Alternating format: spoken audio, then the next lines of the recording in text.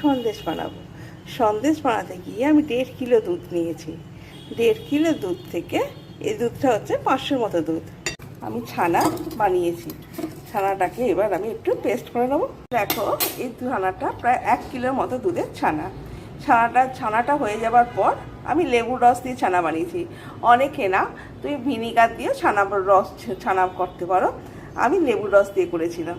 করে জলটাকে ঝরিয়ে নিয়েছি, এবার ট্রাই হয়ে গেছে দেখো।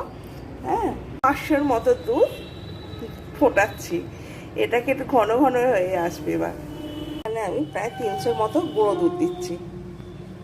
300 মতো পুরো গুঁড়ো দুধ নিয়েছি। এবার আস্তে আস্তে ঠিমে আছে হবে, কিন্তু এই দুধটা এতে মিশে যাবে।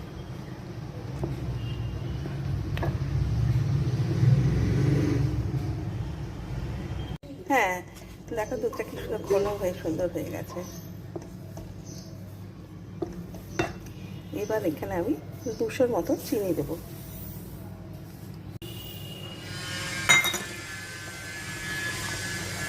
একটু পাতলা হয়ে যাবে, এটা আবার ঘন হয়ে যাবে, আগে রসটা বেরিয়ে যায়।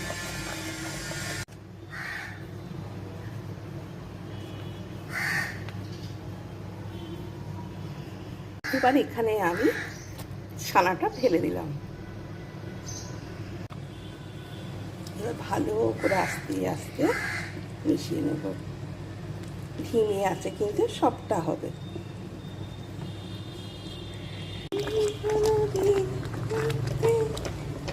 দেখো মোটামুটি হয়ে এসেছে।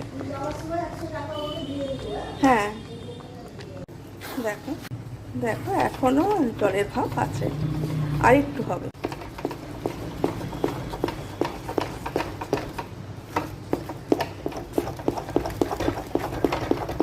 দেখো দেখে মনে হচ্ছে না মিষ্টির দোকানের বউ। মিষ্টিটাও ভালোই সুন্দরই খেতে হবে, দেখো না। অফ করে দিলাম। দেখো সন্দেশটা পুরোটি ড্রাই হয়ে এসছে, ময়েশ্চারাইজার কমে গেছে। এবার আমি এটাকে অফ করে দেব।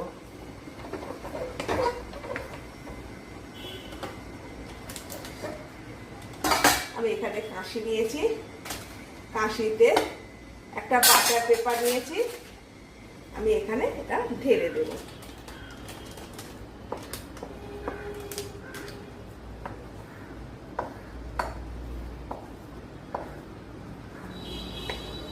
সন্দেশটা দেখো অনেক শক্ত হয়ে গেছে। এবার আমি এটাকে সুন্দর করে ঠিক সন্দেশের মতো পিস পিস করে নেব।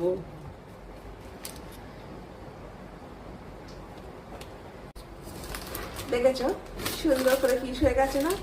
হ্যাঁ গো। এবার তুমি